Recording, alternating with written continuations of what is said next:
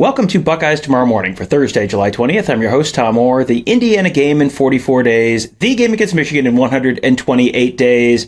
Before we get started with the meat of today's show, I want to let you know Ohio State football kickoff week is exactly 2 weeks away. That's when the Buckeyes will be starting their fall practices, and you can be there if you want to be there. You can come watch the first two practices of the fall. Tickets available. This is kind of a new thing. $30 to watch practice on August 3rd, $30 to watch practice on August 4th. They're limiting that to 500 people per practice. Those tickets go on sale Thursday morning, so today, 10 a.m. You can find a whole bunch more information about that at ohiostatebuckeyes.com. If you're interested in being a little bit more of a high roller, you can also get tickets to the kickoff luncheon with Ryan Day and assistants. That's Friday, August 4th. You can get a table of 8 for a smooth $2,500. Must be quite a lunch. So you can get more information on that, all of that at ohiostatebuckeyes.com if that is of any interest to you. All right, on to today's show, and today we're talking recruiting. You're going to hear a lot of names we've been talking about for the last month because there are a bunch of guys with decisions coming up and guys who've just dropped top 5 kind of lists, and there's been some movement on some people. So I want to kind of give you just kind of take the temperature of the room with some of these guys who are Ohio State's top targets right now. And we're going to be doing that with Marc Givler of BuckeyeHuddle.com. Mark, let's start with Jeremiah McClellan, wide receiver, just dropped his top, 5 group. Ohio State, unsurprisingly, was in it. Is Ohio State better than a top 5? Is Ohio State a top 2 or maybe even a top 1 for him right now? Where do the Buckeyes stand with Jeremiah McClellan?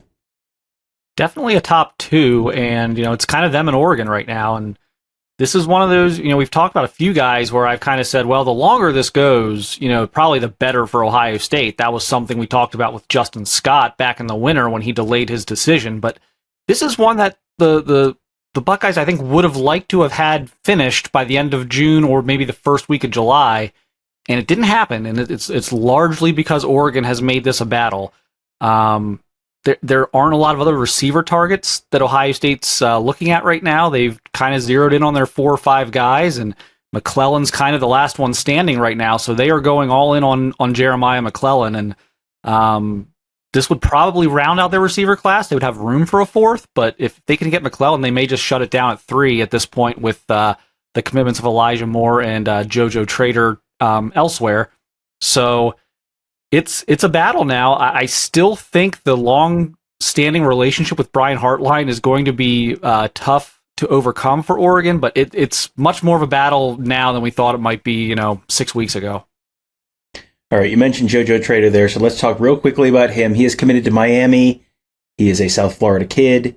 Is that one done and dusted, or in true South Florida kid fashion, is this one something that Ohio State may be able to kind of sneak back into at some point between now and National Signing Day?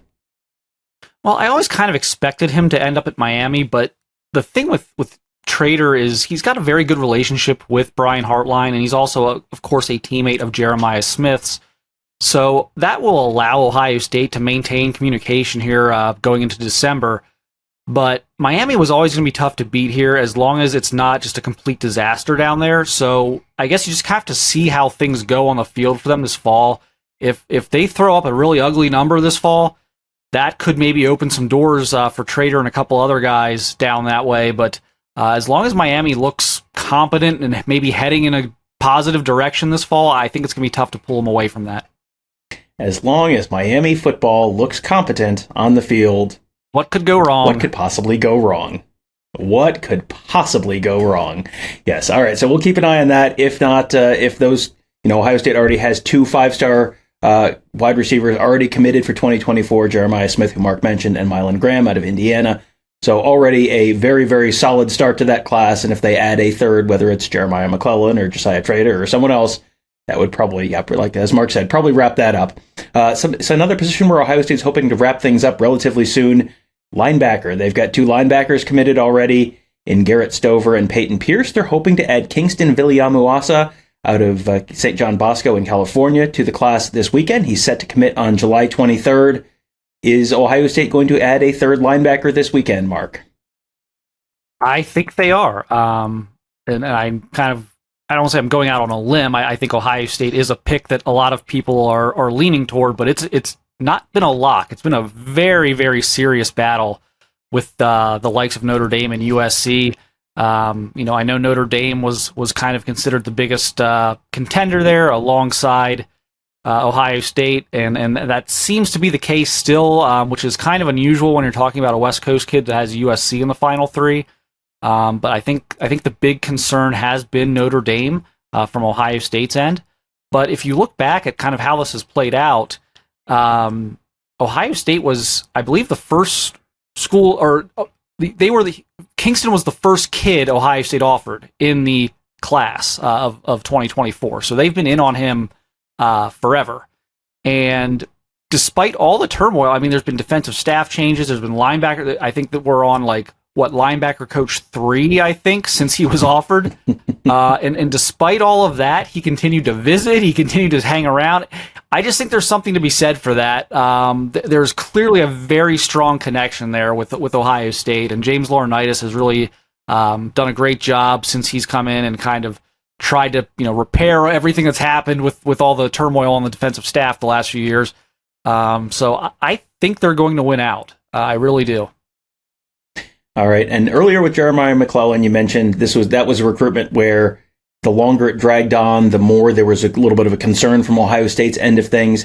The next guy we're talking about here might be kind of in that same boat, and that is defensive end Dylan Stewart, 2024, 5-star defensive end out of Washington, D.C. We've talked about him being the sooner the better for Ohio State, and there's still no news. So is this a case where no news is bad news for Ohio State? I know that I'm kind of in the minority on this. I have never felt great about Dylan Stewart. I can't quite put my finger on it. I mean, part of it is kind of I can't wrap my brain around maybe one of the top 5 or 6 players in the country being down to Ohio State, Miami, and South Carolina. And I know Georgia's in there, but it's really South Carolina, Miami. It's a strange list. It's very NIL-y, if I can make up a word. And I don't know. I don't feel great about that. He is supposed to visit South Carolina here at the end of the month when things open up for a week. There's nothing on the docket with Ohio State from what I was told as of maybe less than 24 hours of this recording. There's nothing set up with Ohio State for the end of July. There's talk about getting him on campus for a game this fall, which is okay, so is this not going to actually be over this summer as anticipated? Is this going to drag into the fall, or is that just an Ohio State source's way of saying, oh yeah, that'll be the next time he'll be back on campus as a committed prospect for a game in the fall? But I didn't get that vibe at all. I think there's growing concern there that this isn't done. Yeah, South Carolina, Miami, and Ohio State. The only thing I can think of that those 3 teams have in common, other than being FBS college football programs, is they were all involved in bowl games with each other within about a 12-month span about 22 years ago. That's about it. Buckeyes split those two, hoping to go 2-0 in this one against those 2 schools for Dylan Stewart. And then there are 3 more guys coming up with decisions looming in the next month now. And that is cornerback Aaron Scott out of Springfield, safety KJ Bolden, 5-star safety out of Buford, Georgia, and defensive end Eddrick Houston, also out of Buford, Georgia, who I know he is a 5-star, and you have said before you think he might be the number 1 player in that class. All 3 guys have decisions coming. All 3 guys have Ohio State in that top group, among the hats on the table there. I'm going to put you on the spot here, Mark. Over under 2.5 commits of those 3 guys, over under to commit to Ohio State when they commit between now and August 22nd, and I'm going to need you to show your work on this one. I'm going to say 3 for 3. I don't feel great about that just because how competitive all 3 of these are. But I feel very good about Eddrick Houston. I feel very good about Aaron Scott. And I just like the direction this has been moving with KJ Bolden coming out of the official visit in June. I don't know. It feels good for all 3 right now individually. It's one of those things where I think individually Ohio State's probably the betting favorite, but would you parlay the 3 of them? Would you get better than 50-50 on that? I don't know. But I think on an individual, all I can do is go on an individual basis. I can't really do the parlay thing. I'm not smart enough to do the math on that. So all I can say is I think all three Ohio State's in the lead for right now.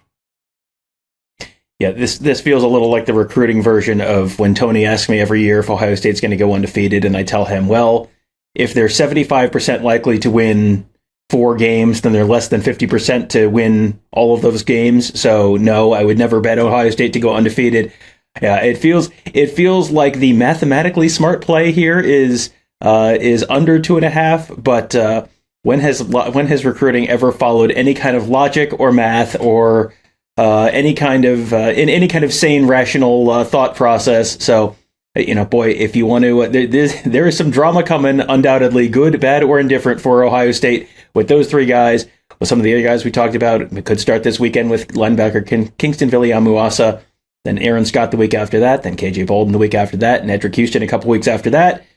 Fall camp coming very soon as well, starting August 3rd. Big Ten Media Days coming next week. Boy, oh boy, there's a lot of stuff going on right now, and it's all happening at BuckeyeHuddle.com.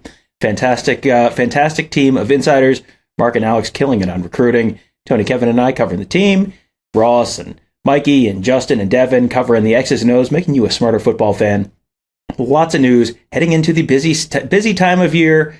Next week is we always talk about it being the unofficial start of the season with Big Ten Media Days.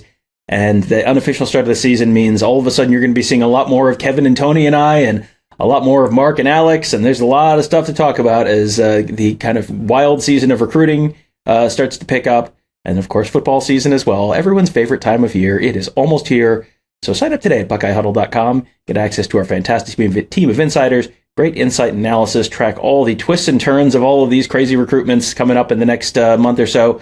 And then what should be a really fun football season as well. It is all right around the corner. So check it out at BuckeyeHuddle.com. Also, make sure you check us out on YouTube at youtube.com/BuckeyeHuddle, Twitter.com/BuckeyeHuddle, Facebook.com/BuckeyeHuddle. Go wherever you want to and hit .com/BuckeyeHuddle, and we're probably there. So make sure you check us out on all those places and leave us a 5-star rating and review on whatever podcast platform you're listening to this on. And also make sure you subscribe to all of our other podcasts. Tony and I do Buckeye Weekly. Mark and Kevin do the Skull Session podcast. Kevin does Big Me Kickoff. Lots of great content, all talking Buckeyes, talking national college football recruiting, and much more. You can find them all wherever you're listening to this. Just search Buckeye Huddle to get it all. That will do it for today. Thank you guys all for joining us. Have a great day. We'll talk to you tomorrow.